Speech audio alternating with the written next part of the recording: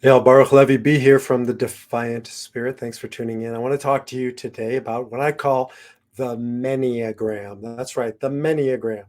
Men and the Enneagram. I can't tell you how many times I get referrals from, or I get people coming to me from referrals from their spouse, particularly their wife. Men who call me and say, "Hey, B, my wife found you online or through your wife or your sister or somebody or their client, and they said I need to talk to you." And one of the reasons why is because of the Enneagram. Now, let's talk about that. I'm going to do a podcast on this because as I'm thinking about it, it's just such a deep and worthy issue. But I think there's many reasons why men do so well with the Enneagram. People do well with it in general, but women tend to find their way to different spiritual and psychological systems. If you go to a spirituality type event, it's disproportionately women. If you go to a yoga class, it's disproportionately women. Women find their way. I've been in the religious spiritual business for 2 decades more. And it's always like an 80-20 rule, 80% women, 20% men. I think the same is true in the psychology realm. There's 1,000 reasons why. One of the reasons why is because oftentimes men are not respected or spoken to on their terms. And men and women move through the world in different ways. It doesn't mean all women do, it doesn't mean all men do, but it's thousands, hundreds of thousands, millions of years old. Men tend to need a third thing. This is Parker Palmer. If you haven't read Parker Palmer, I love him. A Quaker by tradition, a educator, great book, Hidden Wholeness. Parker Palmer talks about a third thing. And what's a third thing? Third thing is where you place your attention. You place it on an object and you talk about the object to get to each other. So there was a study that was done a long time ago about women who would go out on dates, friend dates with each other. Invariably, they would sit across from each other, like at coffee, looking at each other, talking to one another. And the study showed that men invariably, when they went on dates, dates with their friends, would do something. They would sit side by side at a bar. They would sit at a ball game. They would walk on a golf course. They would go hunting, walking side by side, placing their attention on a third thing. This is fundamental. This is why guys bond more often than not over sports. I got a bunch of buddies, maybe they're watching right now, from high school, where we bond over the Cornhuskers, Nebraska Cornhuskers football team. Not much to bond over these days. They're terrible. But that brings us into a conversation about so many other important things than the Huskers. They would get pissed because they'd say there's nothing more important than Huskers. How many sons I talked to whose only connection with their dad was a third thing, was golfing or was the Yankees or whatever, was fixing the car. It's a safer way to get to their emotional life, their inner life, truth, whatever that might be, is by placing their attention on a third thing. You don't have to like it, you don't have to agree with it, but it's true. People in general, men in particular, need a third thing. So when I'm working with guys, what I see happening is the Enneagram becomes the third thing. And with all due respect to you guys, people who love golf, it's a ball. Like, I know you think it's like Bagger Vance in The Meaning of Life. I've done so many funerals. I did a funeral once for a family who insisted on honoring their loved one by putting golf balls on the casket. I said, terrible idea. First of all, I don't think it's really what this is about. But second of all, watch. And what happened was 100 people were lined up. They dropped golf balls in and it would clunk, clunk, clunk, clunk, clunk, clunk. They're bouncing everywhere. It just didn't accomplish what they hoped.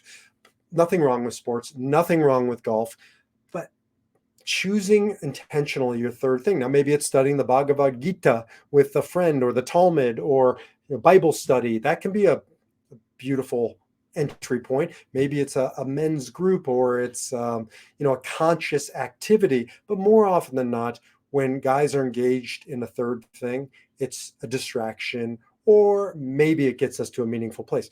With the Enneagram, it's designed to be a third thing that brings people into the conversation indirectly, and it's into a conversation of meaning. And the beauty of that is that indirectness takes the kind of finger pointing away from things. So, for instance, when Ariella, my wife, is upset with me, which happens quite frequently, she'll now use the term B, you're being an eight-hole. And that's a lot easier to hear than the alternative. The eight-hole, because I'm an Enneagram 8, I know what she's saying. She's saying I'm overdoing it. She's saying I'm caught up in my anger, intensity, whatever it is. I don't take it quite as personally because it's my operating system. Just like you wouldn't say, iOS is bad for not running Android apps. It doesn't make sense. It's not built for that. My Enneagram wiring is what it is. So when we can put it onto that third thing, it brings down the accusation. It brings up the ability to hear.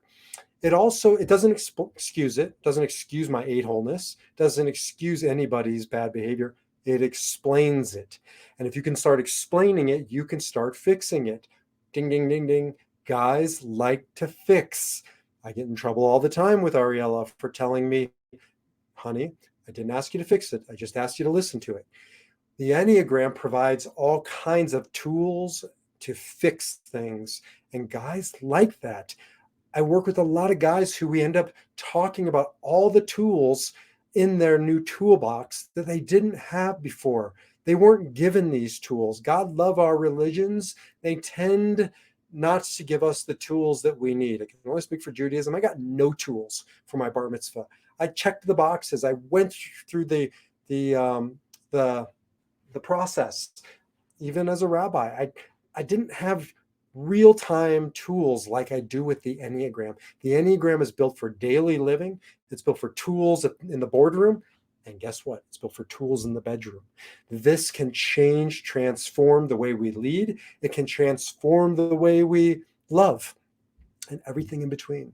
And so I think it's one of the reasons why so many men have been coming to me, seeking the Enneagram, taking the Enneagram assessment, using it, learning the strategies, the tools, bringing it into their home, engaging their spouse with it, their kids with it, their employees with it, their colleagues with it, because it's tactile, it's practical, it's a third thing that they can wrap their heads around, and it's a third thing that brings them into a deeper place in their life for many of us that we just didn't know existed.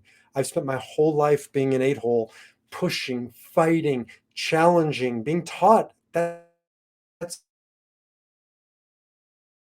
that's an important thing to do out in the world.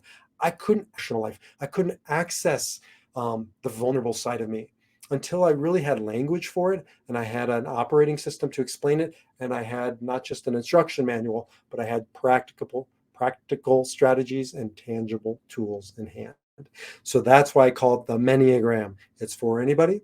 But if you're listening and you are a man and you're seeking what I just described, think about it, consider it. Jump over to defiantspirit.org or reach out to me, be@defiantspirit.org. If you're female, also reach out to me. Work with women and men, and certainly you have a man in your life, husband, brother, son, dad, friend.